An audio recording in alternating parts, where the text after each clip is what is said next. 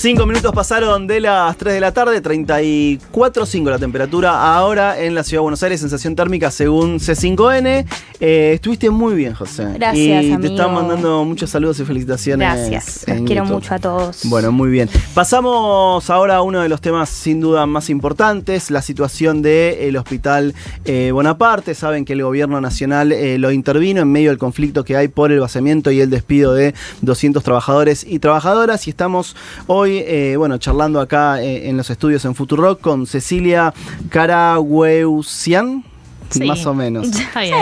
Sí. ¿Cómo sería? ¿Cómo sería? A ver, dale. Karagesian. Karagesian, ok. Sí. Médica generalista, jefa del Servicio de Medicina General y Clínica Médica del Hospital, y con Victoria Arganieras, licenciada en Terapia Ocupacional, despedida del Servicio de Internación y además delegada de ATE. Bueno, gracias Victoria y Cecilia por venir. Y bueno, ¿cuál es la situación ahora, o sea, en este momento, después de la intervención? Bueno, ¿qué está sucediendo?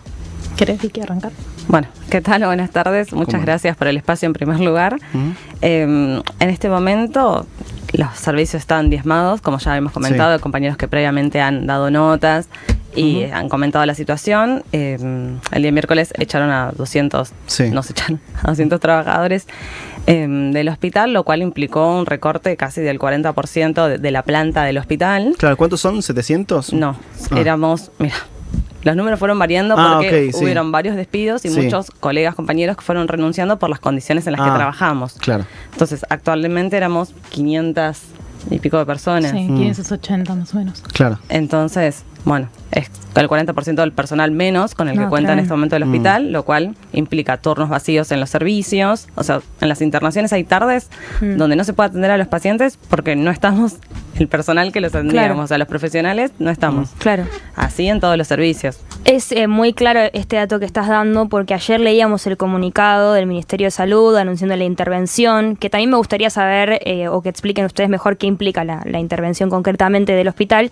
Y el argumento que da el gobierno es la contratación, como decirlo, injustificada de personal extraordinario. Lo que ustedes me están diciendo es, no hay personal extraordinario o gente que no se necesite en el hospital. De hecho, hubo despidos y consecuencia de esos despidos, hoy hay pacientes que no pueden recibir la atención que merecen.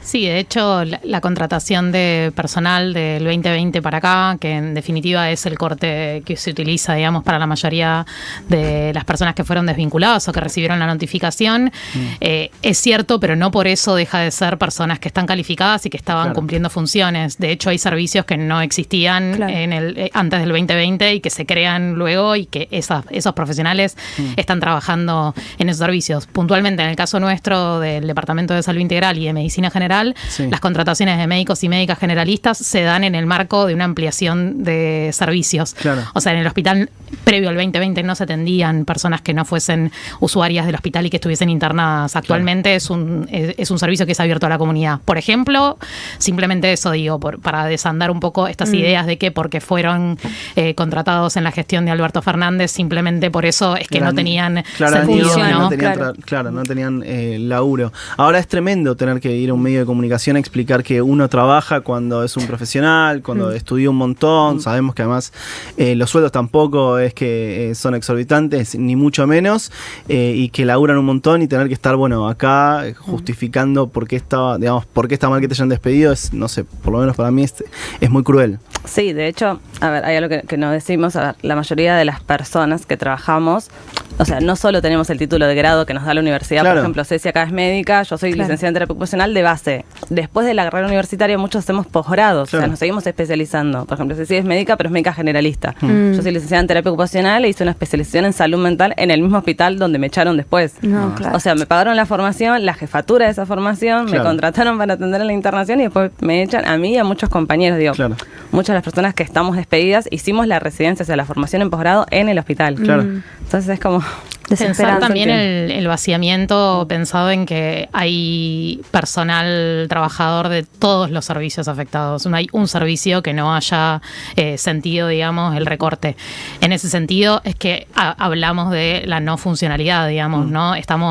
Seguimos trabajando, seguimos atendiendo, seguimos brindando servicio, pero entendiendo que de esta forma el hospital no puede funcionar porque hay baches en todos y cada uno de los sectores del hospital. Eso, ¿qué pasa con los pacientes? O sea, primero, ¿qué les dicen ellos? Y segundo, eso, si lo están pudiendo atender, ¿en qué medida? Bueno, primero ahí marcar una diferenciación. Siempre se habla de las internaciones y los pacientes internados. El hospital tiene múltiples servicios y departamentos y dispositivos de atención para cada una de las personas y según su momento, si están en situación aguda o si están en situación crónica, lo que requieren. En ese sentido, todos los servicios se vieron afectados. Algunos son más claves y cruciales, claro, como el tema de la guardia, por ejemplo, con guardias que quedaron descubiertas, por ejemplo, por la noche, en donde no hay, digamos, médico psiquiatra para atender a personas que están internadas actualmente, pero también consultorios externos para personas que hace varios años o menos que se venían atendiendo semanalmente con su equipo tratante, que algunos vieron afectados completo equipo tratante en su continuidad de tratamiento. Atención a la demanda espontánea, que es básicamente personas que necesitan una primera escucha en salud mental, que no pueden esperar un turno o una admisión, claro. Se acercan al hospital y un equipo interdisciplinario en ese preciso instante los escucha, les hace una devolución y les plantea un plan de seguimiento, ya sea una articulación con otro efector o una segunda entrevista. Sí. En el caso de las internaciones, lo mismo, digamos, son personas que están agudas, que requieren un cuidado en ese primer momento y que después se trata de articular la red para que puedan continuar su tratamiento afuera. Si uno piensa en ese sentido, lo que se está haciendo es sosteniendo los tratamientos de los pacientes que ya estaban, pero entendiendo y transmitiéndole a cada uno de esos pacientes en las intervenciones la situación por la que está transitando el hospital y por qué hay gente que venía siendo parte de su equipo y hoy en día no los están viendo más. Claro. ¿Cuál? Ah, perdón. No, iba a agregar que hay muchos datos que están circulando que no son fehacientes. Creo que a muchos también nos conmueve, nos toca desde lo más íntimo, desde lo personal, desde lo profesional, desde la ética, como que se esté hablando del trabajo de uno con datos que no son ciertos, desconociendo completamente el trabajo que se hace en el hospital con cada paciente que se acerca, digo, porque no se tiene en cuenta, por ejemplo, un dato de cuánto dura cada entrevista. Digo, viene una persona a atenderse por salud mental, no es que viene a comprar un caramelo, bueno, quiero un caramelo, toma. No, te viene a contar todo su padecimiento y cada profesional se toma el tiempo necesario. Obvio. Y que corresponde para hacer una intervención atinada, pertinente, se articula con otros servicios, digamos, por ejemplo, usted sí es la jefa de salud integral. Yo trabajo en una internación, necesito hacer alguna articulación, eso lleva un tiempo también. Bueno, capaz en una hora vi este paciente y necesita articular con salud integral porque está con una cuestión de clínica orgánica. Bueno, a la vez necesita que articulemos con odontología porque está con un flemón. Claro. Tiene una cuestión paranoide, supongamos, con la comida, bueno, hay que hablar con el servicio de nutrición. Todo ese tiempo lleva una intervención, no es bueno. Toma un caramelo y suerte. Obvio. Y también la idea falsa que quieren instalar de que los temas de salud mental se resuelven, digamos, yendo al psicólogo primero con... que igual sí, ¿no? Pero me refiero como la idea de que toda la gente que va al hospital podría pagarse una terapia particular, lo cual es falso, y además de que me parece que el hospital lo que muestra es una atención interdisciplinaria necesaria para los casos específicos que tratan, ¿no? Es como que también escuchábamos antes lo que decía el presidente en Davos y demás, y vemos que hay una negación, un terraplanismo total, digamos, hacia las cuestiones que respectan salud mental, ni hablar de ambientalismo, está todo como medio enmarcado dentro del mismo concepto que es esa batalla cultural que dan. ¿Cuál creen que es el objetivo final de este gobierno con el hospital? Es fuerte la pregunta, pero también para concientizar, ¿no? Bueno, me parece que esto de vaciar es cerrar es un poco el lema que se está usando porque entendemos que si hay despidos indiscriminados en todos los sectores y servicios del hospital, detrás encubiertamente está un vaciamiento y un cierre. Entendemos que no puede ser el argumento nunca que no se requiere de un efector que trabaje con salud mental y consumo problemático, porque eso en la primera situación de alguien que transite durante media hora el hall de nuestro hospital, se da cuenta que la gente que va al hospital no es recibida, no tiene otros efectores a los que ir, están saturados los efectores de salud mental de la ciudad de Buenos Aires y nosotros atendemos también con la subespecialidad de consumo problemático. Claro. Entonces, ir por el argumento de que no es deficitario y que en realidad no atiende lo que debería atender ya es una negativa. Pero bueno, como vos decías, ¿no? Como el tema de la batalla cultural y lo discursivo con este gobierno, ya sabemos por dónde viene. Entonces esto de batallar con los números, sí se puede, pero bueno, hay que ver ahí también esto de poder llegar a más gente y que la gente se entere, digamos, que no son números vacíos, que las entrevistas son individuales, que tienen, digamos, que hay una persona por detrás con un padecimiento y que detrás de eso hay un montón de intervenciones que se realizan y que no es solamente ir y que te resuelvan un problema. Claro. Vicky, a vos además que sos delegada de ATE, ¿qué te pasa cuando ves que hay un sector importante de la sociedad que incluso frente a los despidos, siente que se está saneando el país y lo ve con esperanza? Vos que, digamos, sos delegada sindical y que al mismo tiempo sos afectada porque fuiste una de las despedidas. Ahora, me parece que hay cierto desconocimiento. Quiero creer desde una lectura quizás un poco más optimista que hay cierto desconocimiento sobre ciertos discursos. Sí. Porque creo que si todos pensamos en el país en el que estamos, con las políticas públicas que hay, digamos, nosotros tenemos salud pública, educación pública, digamos, me parece que hay gente que lamentablemente se olvida. Claro.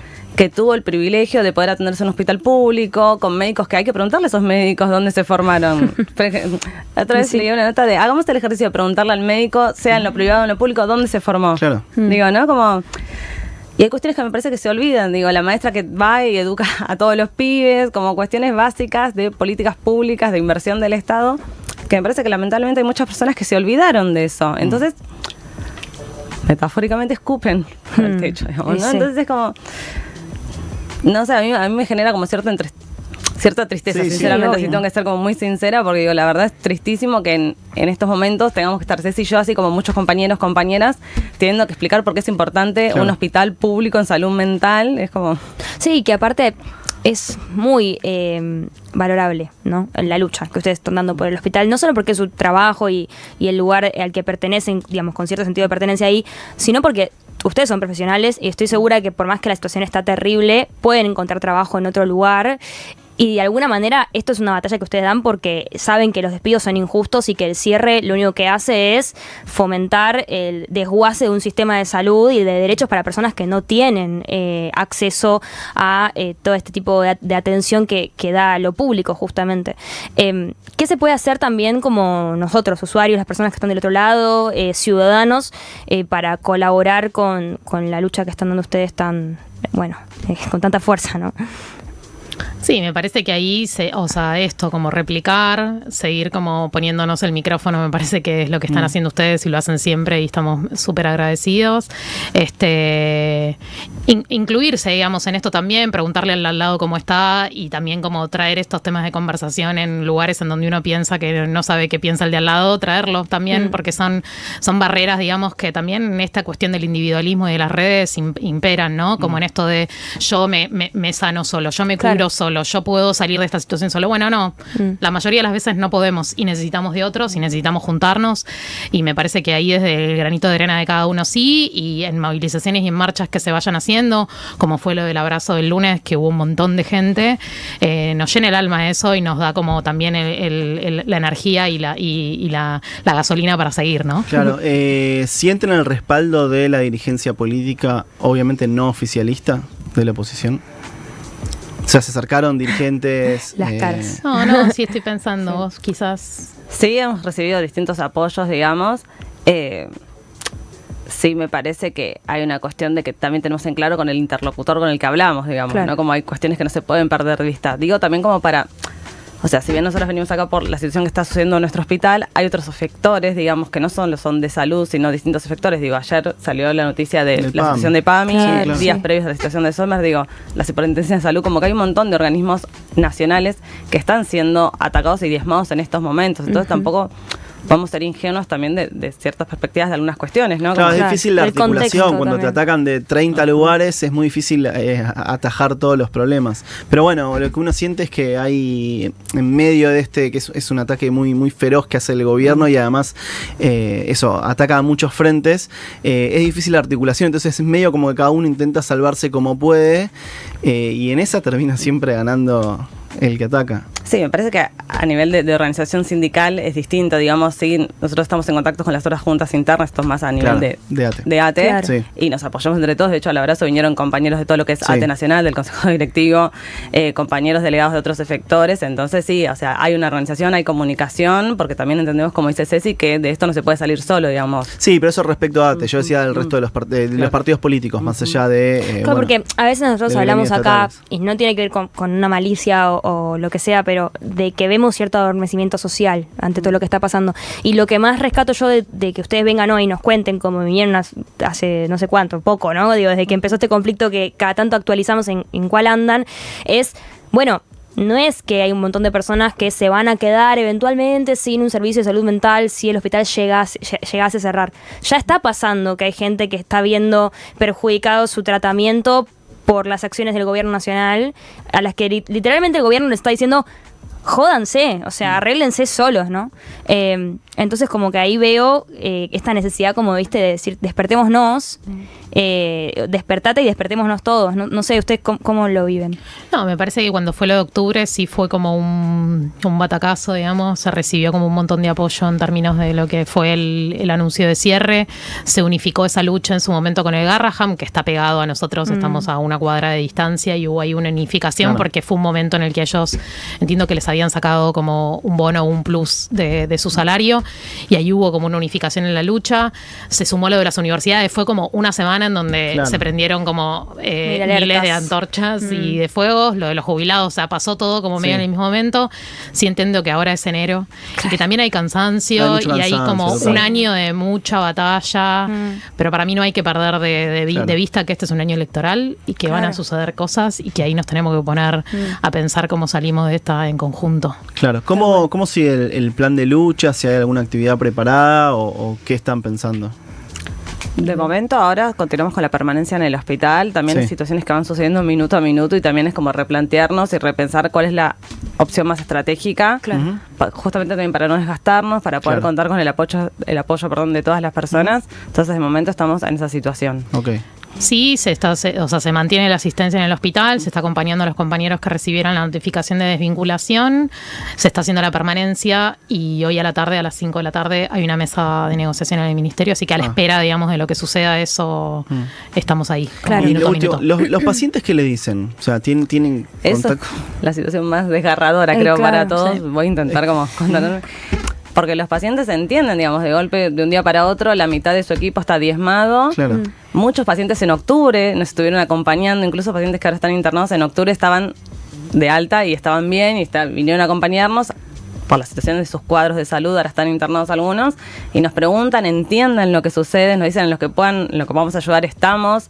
Ayer y estos días hubieron familias y distintos pacientes que estuvieron organizando en el hall como para ver de qué manera dar una mano a esta situación, porque entienden que nuestros despidos implica un... Sí, pérdida de derechos para ellos. Un recorte en su atención, básicamente. Claro, sí. Sí, un Estado abandonando, digamos, su derecho a la salud, ¿no? Concretamente pensando en pacientes que requieren medicación de salud mental o medicación clínica, que la tienen que tomar todo el tiempo y que si no tienen una farmacia abierta porque despidieron a los empleados que funcionaban y trabajaban en el sector de farmacia, no pueden acceder a esa medicación. Digo, es una cadena que en definitiva el impacto directo es sobre los pacientes. Claro. Último de mi parte. Perdón, estoy un poquito enferma. ¿Qué implica concretamente la intervención en materia de, hay alguien del Ministerio de Salud que se haya presentado ya en el hospital, ahí como jodiéndoles la vida? ¿Cuál es la situación? No, Perdón quizás, mi francés. No, quizás historizar un poco. Veníamos charlando con las compañeras antes de viniendo para acá. El hospital tuvo varias intervenciones en los últimos años y en el último lapso, digamos, hace 3 años, se decretó, digamos, el fin de la intervención y la figura de la directora. En ese momento era una directora. Esto fue entre el 2022 y 2023. Lo que fueron las autoridades salientes, las que se fueron ahora, estuvieron en el último semestre, más o menos desde junio hasta ahora, que fueron un director y un director asistente. Y ahora aparece de vuelta esta figura de intervención del ministerio, que mi lectura es una intervención en términos de volver con esto de la reestructuración. Ellos vienen con esta lógica de observar la institución y hacer como un informe de gestión. Sí, es bien técnico, bien de gestión. Claro. La razón por la que para mí se menciona como intervención es para bajarle el nivel de institucionalidad un poco a sus roles y marcar de alguna forma el nivel de precariedad en el que se encuentra hoy la institución Hospital Licenciada Laura Bonaparte. Más allá de eso, se presentaron hoy, tuvimos algunas reuniones de conocerse, solicitaron algunos informes para conocer un poco la situación actual del hospital y no mucho más que eso les puedo contar de lo que sucedió hoy. Claro. Nosotros nos enteramos igual que el resto ayer con la información por el boletín oficial, en donde volvían a mencionar los datos que ya dijimos que no entendemos cómo están construidos, que se están arrastrando desde octubre, pero bueno, la información llegó de la misma forma que al resto y hoy se presentaron en el hospital. Bueno, gracias por estos minutos, por venir, por contarnos la situación y también por la lucha y por el laburo que llevan en el hospital, y obviamente están las puertas abiertas en la radio para seguir comunicando cómo sigue el conflicto y la situación. Bueno, muchas gracias a ustedes. Bueno, gracias. Era Cecilia Caraguesian y Victoria Argañarás, trabajadoras del Hospital Bonaparte. Obviamente vamos a seguir de cerca todo lo que pasa en el Bonaparte. 24 minutos pasaron de las 3 de la tarde, ya venimos. Crónica Anunciada. Para entender por qué pasa lo que pasa. Aprende inglés en el CUI y amplía tus oportunidades. Cursos por Zoom y presenciales. Inscripción abierta. También exámenes internacionales y plataforma online. Certificados y diplomas UBA. Inscribite en www.cui.edu.ar o llamando al 53 53 3000.